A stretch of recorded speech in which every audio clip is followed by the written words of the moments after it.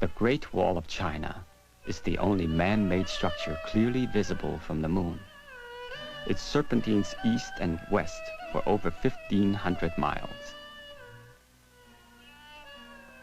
For centuries, the Great Wall kept out the marauding invaders from the north. When the Mongols conquered China in the 13th century, Kublai Khan built a new capital city. He called it Da-Du, the Great Capital. Today, it is known as Beijing.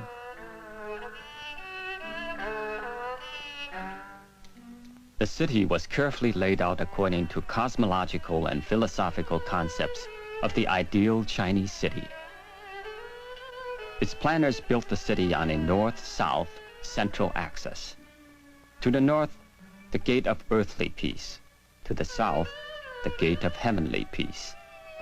The rulers built their palaces on the axis to achieve harmony between heaven and earth. Golden tiled roofs outline the imperial buildings of the Forbidden City. It is a labyrinth of audience halls, private pavilions, secluded gardens, and large courtyards. At the center was the emperor's throne, the seat of earthly power. The emperor was considered the son of heaven. In the days of the emperors, the Forbidden City dominated the larger city that surrounded it.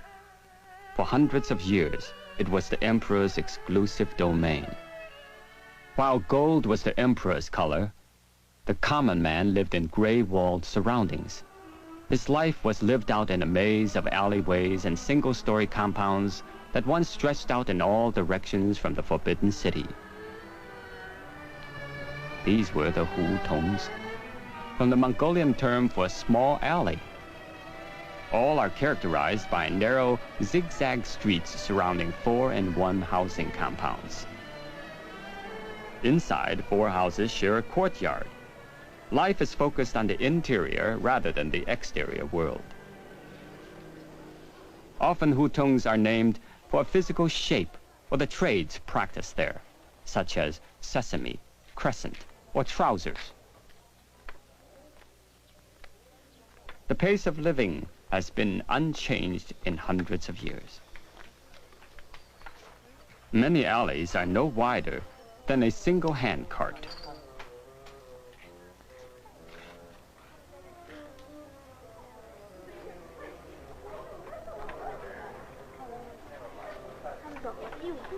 Blessings for peace and serenity can still be seen over traditional doorways which lead into courtyards. Hutong life is preferred by the Beijing old-timers. In a sunny courtyard, a group of old men gather as they do each day. They've lived through the major upheavals that have brought China from the last days of the empire through the war with Japan to the founding of the People's Republic. Zhang Ruiding introduces his friends. This old gentleman, he's 94. He even remembers the Boxer Rebellion. He's old Sui, 83 years old. His brother is 79. He was a farmer. I have 5 sons, 2 daughters. They all live here. How do I keep in good health? No bad habits. I don't drink or smoke. Each meal I eat a half a pound of rice. As we say, people are iron, but food is steel. After 1920, I was doing customer relations and sales work for a Beijing factory. And later, I worked as a cook in a nursery school. I've worked in the fields all my life. Why did I come to Beijing? When everybody went to the fields, I went with them. But I was all alone in the village. I couldn't cook and work by myself. As they say, I couldn't keep up with the wagon. That's why I came here. When I came to Beijing, I lost my food ration. I have to live with my son. As they say, I eat and drink my son. My grandson was just this tall when I came here. Now he is 23 and is working. He doesn't need me to take care of him anymore. That's my life story.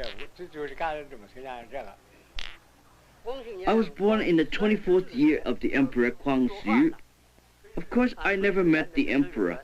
How could it be possible? I've only seen actors play the Emperor in Peking Opera.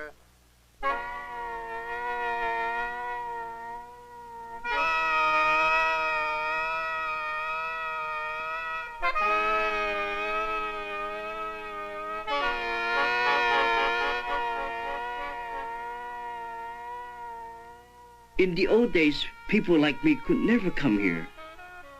This was the Forbidden City.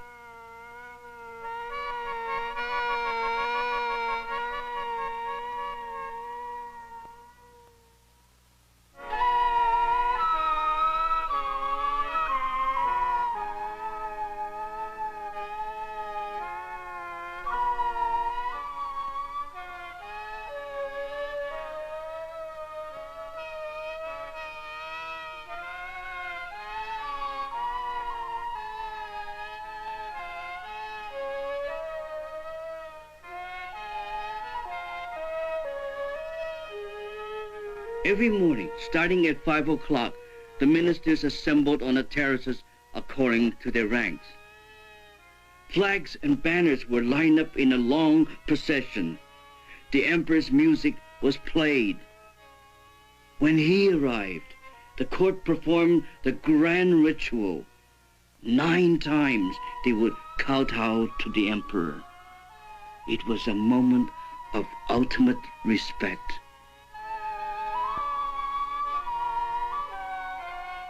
To approach the emperor's throne, you have to walk far and climb high, like coming to heaven. The dragon was the emperor's symbol of power. In his sedan chair, he was carried over the dragons carved in marble.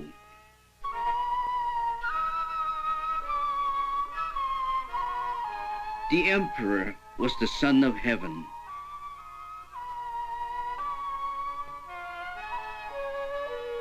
The hall of the supreme harmony is where the emperor had his throne. It was the seat of earthly power, and high above were the heavenly pearls. The last emperor to sit on the dragon throne was Puyi, the baby emperor. He was only 2, but he was given a year from heaven, a year from earth, and a year from his ministers to make him 5. His brother Pujie is still alive. At first, I didn't know my brother was made the emperor. I imagined that the emperor must be an old man wearing a big crown and a big robe. To my surprise, emperor was a little boy just like me. We played together as children, but on formal occasions, we were required to be dignified and proper. My brother loved to ride bicycles. Many door sills were cut down so he could ride around freely in the palace. When the Dowager Empress Cixi and the Manchus were overthrown, my brother was allowed to live in the palace. About the time he was married, he was driven out of the palace. He died in 1967. To regain the throne, my brother believed that he had to establish his own forces. He sent us to Japan to study military affairs. It didn't change the course of history. Last year, I was appointed a representative of the People's Congress. We come from many different regions, races, and backgrounds, yet we have a tremendous feeling of solidarity. I used to feel, how should I put it?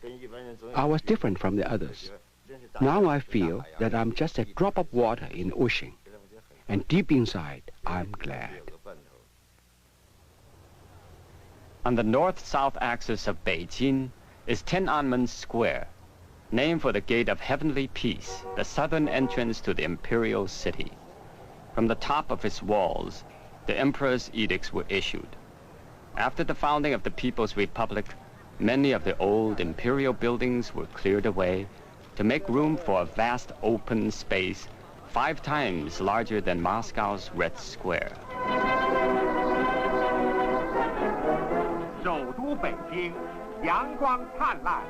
The square has become the site for political demonstrations and celebrations of all kinds, with crowds numbering in the millions.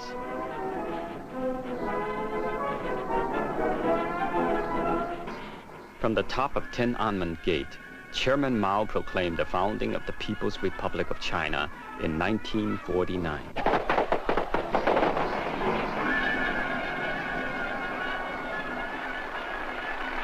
Later, during the Cultural Revolution, millions of Red Guards gather here for mass rallies. At the base of the monument to the people's heroes, the April 5th incident took place. Supporters of the late Premier Zhou Enlai clashed with government security forces. It was the beginning of the end for the so-called Gang of Four.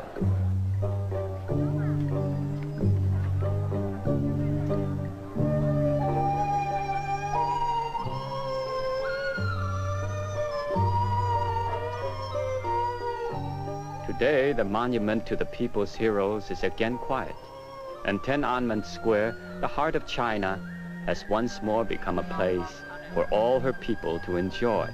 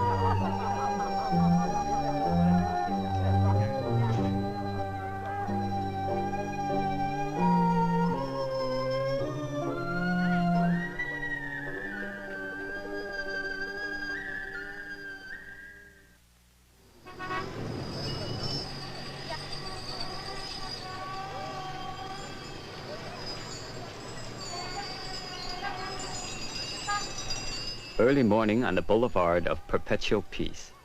Here, there are no privately owned cars, so the bicycle is the answer to most transportation needs. In this city of 7 million, the rush hour consists of 2 million bike riders on the move. Dar Shi Lar, the Big Fence, an old shopping and entertainment district south of Tiananmen Square. The oldest silk store in Beijing is here. Herb medicines are sold in the oldest store of its kind. The original Peking duck restaurant is here, and there's a public bath called the Mouth of the Fresh Fish.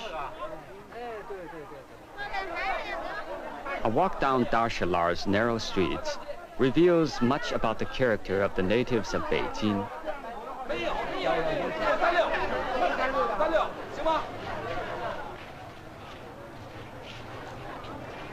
Youtiao wrapped in crepes is a favorite snack of Beijing Muslims. After a long absence during the Cultural Revolution, photos of movie stars are again on sale.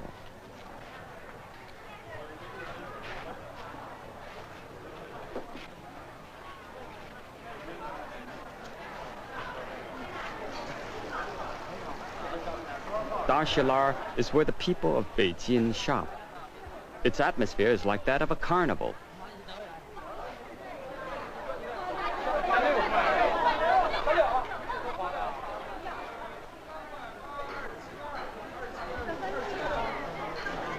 Wangfujing, Beijing's Fifth Avenue. Once princely mansions line the boulevards. The district caters to the many Chinese visitors and foreigners. Beijing's largest department store is here.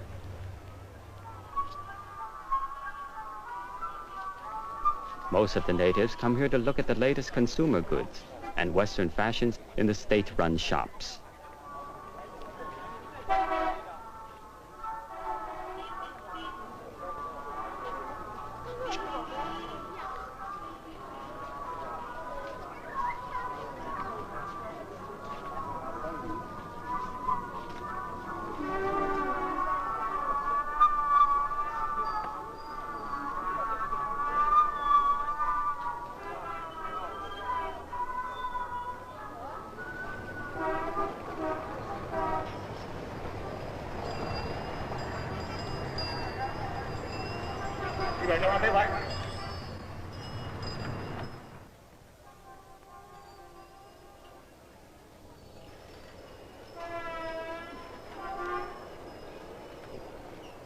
Chaoyang, a district facing the sun. Although new high-rises are solving an acute housing shortage, most people prefer the single-story 4-in-1 houses. The Yang family occupies the preferred south-facing unit in this compound. As cadre members, they also enjoy benefits such as home-delivered milk. Mrs. Yang holds an administrative job in a local food processing plant. In the family courtyard are 3 of the 4 generations who live here. I was a poor shepherd girl in Shandong province. I never went to school, not even one day. The old society prevented me from learning. They wouldn't even allow me to stand outside the classroom window and listen to the lessons. I joined the guerrillas fighting the Japanese. After liberation, I came to Beijing. When the 8th Route Army came, I cooked for them. Granny was in charge of the women's brigade. There are scars on her back from Japanese bayonets. It is said everywhere rises new graves and every family weeps its kin. Mrs. Yang's daughter was assigned to distant Taiyuan after college as part of the deurbanization program. Caring for her daughter Lily was a great hardship, so Lily came to live with her grandmother. She can be away from her mother, but not from me. Only a short distance from the Yang's home is the district market. Mrs. Yang and granddaughter Lily come early to shop. The Yangs have no refrigerator, so frequent shopping is the rule. Everything is state-run, from the farm to the market stall. Lines of buyers crowd the markets when seasonal foods are first available.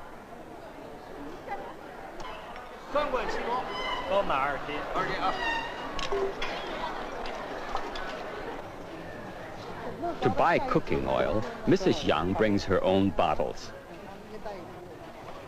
Here the shoppers bring their own containers.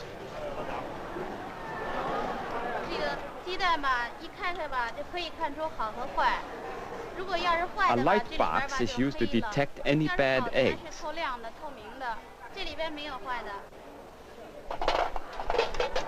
Eggs are sold by the jing, the Chinese pound, instead of by the dozen.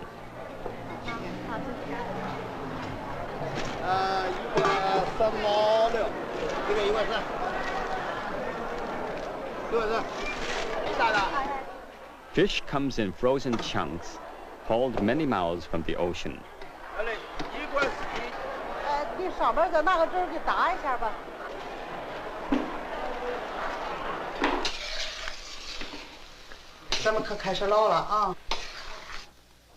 In the dining room, the entire family makes the traditional jiaozi for the big noon meal.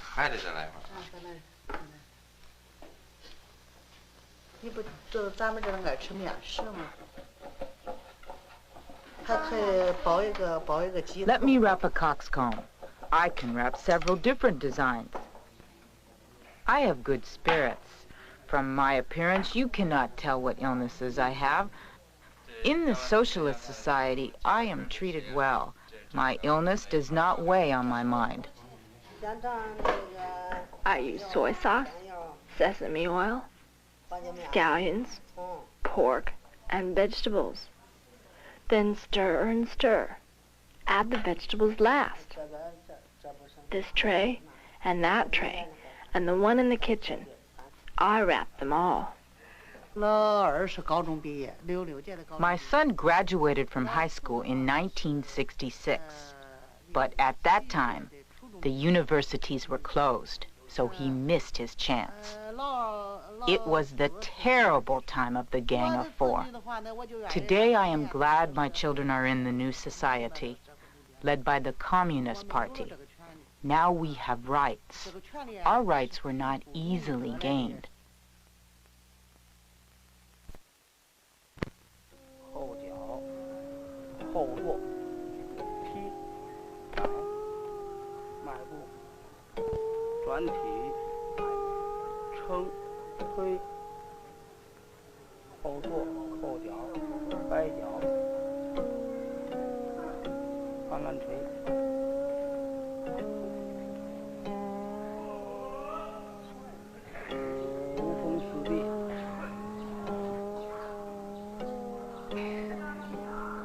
My name is Liu Guozhen.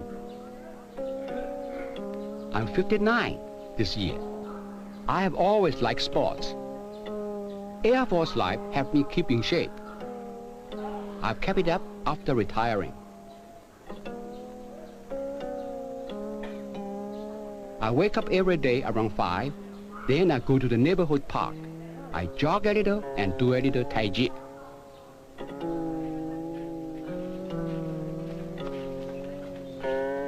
I run every morning about 15 minutes.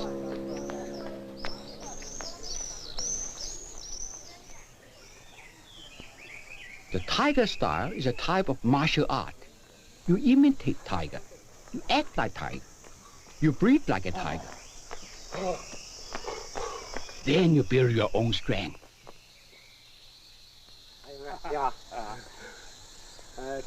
Lao Huang, can't you make your bird come out and do some tricks? During the Cultural Revolution, we were not allowed to keep pets. Huang comes from very old Beijing family. Lao Beijing, we say. Keeping birds is part of our favorite pastime.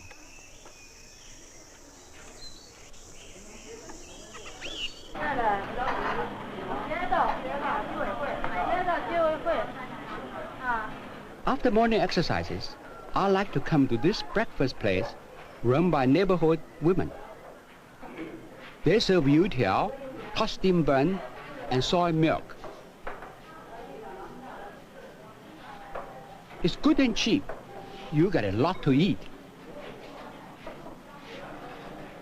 Here, when you reach a certain age, you retire. Men at 60, women at 55. I got 90% of my salary and medical benefits, all paid by the government, just like while you are working. Many years ago, I lived in a 4-in-1 houses. Now I have a 3-room apartment in a high-rise on the ground floor like before. I share a little garden with my neighbor, Mrs. Lee. This is my lover, my wife. This is my second daughter. This is my oldest daughter. And that's my youngest, my son. And that's my grandchild. Mrs. Liu, I understand yours was an arranged marriage. That was before liberation. In the olden days, marriage was generally arranged by the parents. That was the feudal marriage. But ours was a step ahead of the times. According to the custom, young couples were not allowed to meet before the ceremony. So you might get a big surprise on the wedding day. Although our marriage was arranged, they did let us have a peek at each other before the wedding. Did you talk to each other? Oh, no, it was not allowed in those days. But your arranged marriage has worked out for more than 30 years. It worked out just fine. What do you say, Mr. Liu? I totally agree with my wife. Liu Jie, would you tell us how you met your husband? A friend of my mother introduced us. She thought the two of us would get along, so she mentioned it to my mother. Then we met and went together for about 2 years, and gradually got to know each other more and more. Then we got married. I wanted a good, quiet life, without ups and downs. That's why I was looking for someone who was good and honest, reliable, a person with good qualities. As long as we communicate, and the person is honest and reliable, that'll do, since I'm not particularly outstanding myself. Are you married? No, I'm not married. You know, in our country, young people, they marry late. People at my age are mostly single. So you're not worried about it? No, I'm not worried. Say, people at my age in the States, they're mostly married, aren't they? In the U.S.? Yeah, there are married people at your age, but many choose to live together first. That's not allowed here.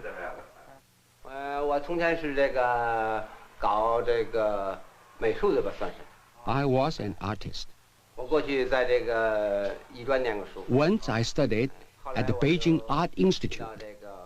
Later, I worked in a factory doing copper etchings. Mr. Wu Jingtang was my teacher. Here are some of my early works. These woodcuts I have done are easier than working on copper plate. With copper plates, you have to use a magnifying glass. With this, you don't.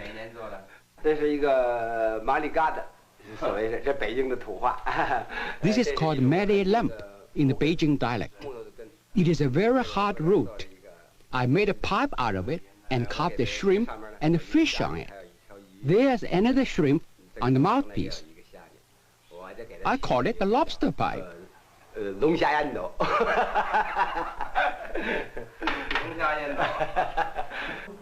老北京啊，是吧？都喜好京剧。 Natives of Beijing, we all like the Peking opera. My father used to love it, so I cannot help but love it. I was an amateur player in almost every theater in Beijing. I played in the battle against Ma Chao, Village of Fierce Tiger, and Shending Mountain. I try to sing you a piece from Borrowing the East Wind. 鲁子敬在舟中啊，浑身战斗。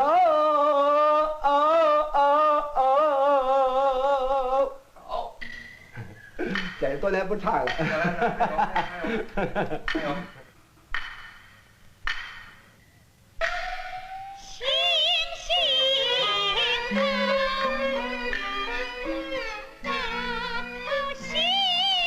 Many Chinese call the Peking opera the national opera of China. Originating from provincial operas, it was refined to a high art form. As in earlier Shakespearean drama, men played all the roles in the traditional Peking opera.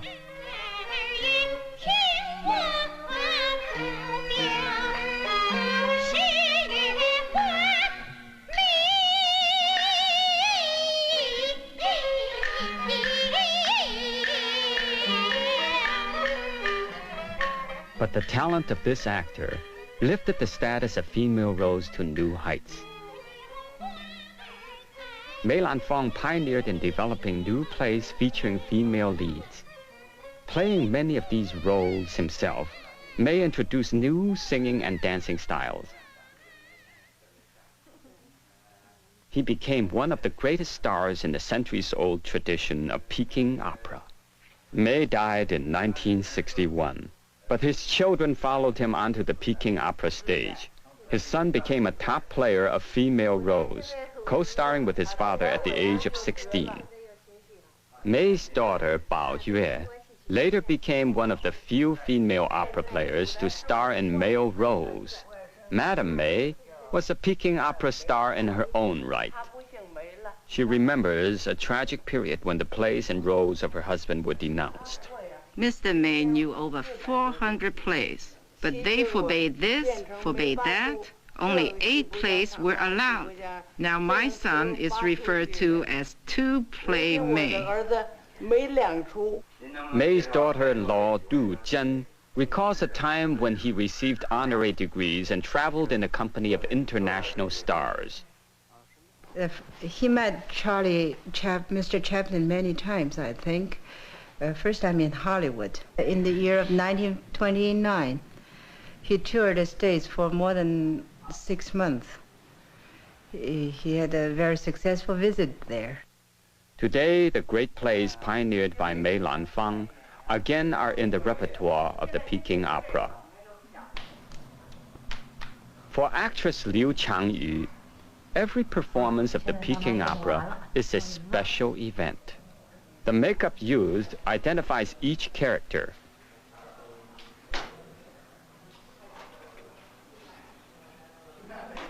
I studied Peking opera for 8 years.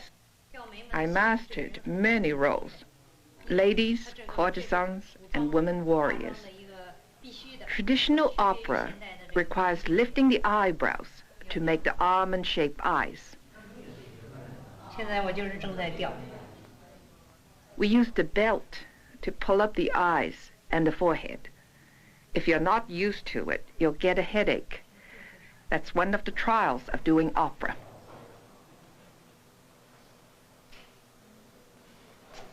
This hairpiece will help shape the face to the classic beauty. We call it the watermelon seed face. It takes several hours to get ready for the performance. In my hair, we put glittering jewels. This is called the diamond headdress. The tunic is usually worn for the role of the maids.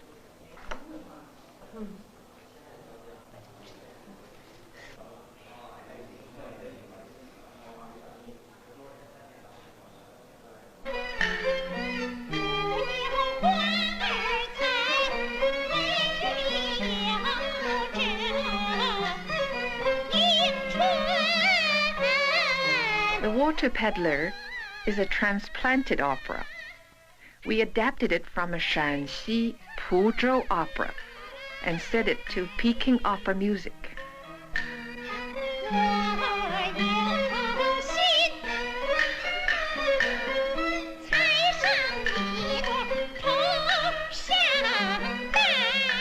It's about a clever maid who arranges a rendezvous between her mistress and her lover, a scholar forced by hard times to be a lowly water peddler.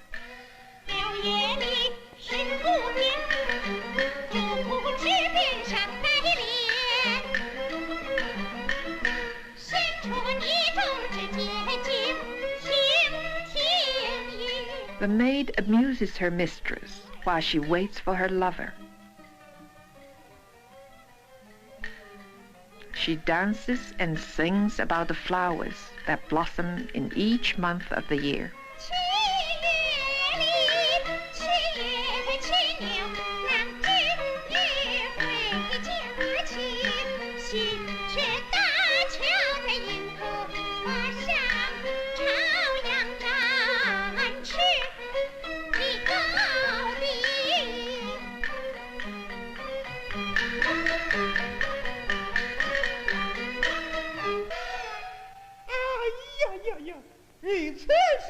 The tardy water carrier finally arrives.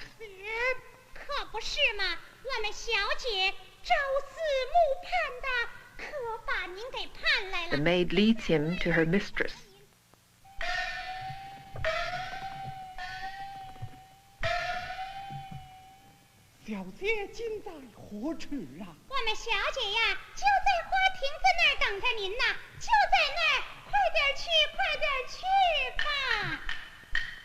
It's a happy play with a happy ending.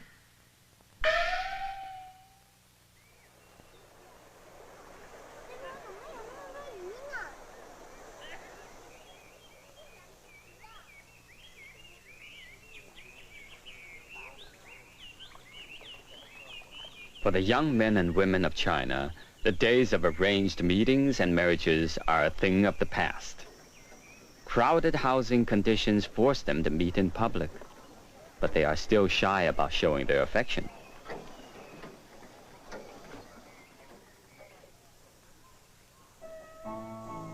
They are the new generation of Chinese youth.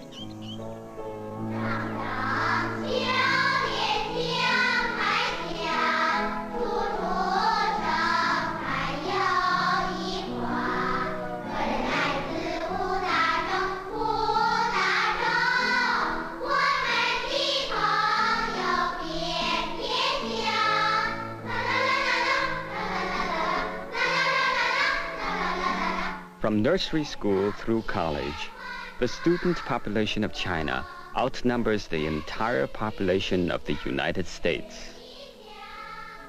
The pattern of schooling is set early. Most of the kids in this elementary school are destined for a bright future. Their school is one of the oldest key schools in Beijing. Many prominent figures began their education here. Mrs. Guan and her associate, Mrs. Zhao, teach here. Our second experimental primary school was established in the 1900s. In my 35 years, I've taught math the longest. Since December of 1977, our school was designated as a key or model school by the Ministry of Education. At that time, the school had been nearly destroyed by the Gang of Four. In order to restore the school, a decision was made to develop the curriculum. Last year, we re-established the academic admission system to select the best students. This type of specialized selective education was viewed as undermining the goals of socialism. Such schools were called elitist. Vast numbers of students with high academic potential were sent to work in the countryside.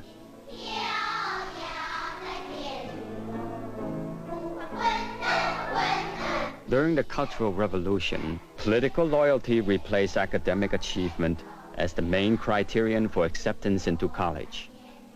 For more than 10 years, the Chinese system of education stagnated. Many claimed an entire generation of highly trained minds were lost. Since 1977, college entrance exams have been reinstated. Each spring, the attention of most high school students is focused on the tough exams. Only 1 in 20 will pass. For those who do, a bright future is assured. Are you satisfied with how you did on the exam today? It's hard to say. I'm sure there are others who did better. Many of the students already had a head start towards success with the exam. They were the select group who attended one of Beijing's key high schools. Mr. Chen is principal of one of these schools. The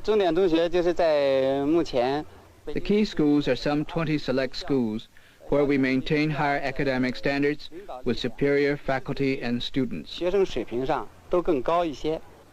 Xie was one of the students who lost out. At 15, he went to Inner Mongolia as part of the youth movement. Later, he received some technical education at a vocational school. They chose the so-called better workers as college students. Academic standing was not a consideration. I'm afraid college isn't possible for me now. This year's qualifications are for those under 28 and single. I'm married already, and besides, I have a child. Naturally, the country prefers younger people as college students. Well, in a few years, I'll be over 30 and too old. My brains are fried. I studied so hard. Pretty sure I didn't make it. For these two high school graduates, a college education may be an elusive goal. I'm just giving the exam a try this year. I'll try it again next year. As long as you're under 25, you're eligible to take it. I'm 18. I'm 19. But tell me, what happens if you failed the exam? Well, in that case, the country will assign us work to do. College-trained youth are the key to China's future. They are looked upon as leaders in the struggle to push China into the ranks of the developed countries in a program called the Four Modernizations. Zuo Enze has just graduated from a key high school. His goal is to study theoretical physics in Beijing University, China's Harvard. Our country needs more highly trained technical personnel. My parents say this situation creates many problems in the factory where they work. Politics still play a key role in obtaining a college education. Shu Jie failed the college entrance exams the first time around, but political work in her factory job paid off with another chance. I did not give up. I felt I must try again. The building of our country needs our knowledge. If we are going to accomplish the four modernizations, science and technology must lead the way. I want to make my contribution in physics so that China will play a leading role. I want to be an excellent physicist. In your opinion, do you think there are enough universities in China today? I don't think this is what I need to know. These are the directives from above. Of course we don't have enough universities. Because China is a huge country, we need to increase the quantity and the quality of advanced learning. Then our four modernizations, agriculture, science, industry, and defense, can take off with high speed. Our intellect is needed for modern scientific knowledge, especially for young people. The future of the motherland relies on the youth. As Chairman Mao said, we are the 8 o'clock morning sun, so we must study hard to conquer the fortress of science. What's the major reason for the advanced state of science and technology in America? It seems to me that it's the people of the U.S., not the machines who make things really work. People are the answer. Then I'm confident that if our generation works hard, we'll catch up in the modernization of China.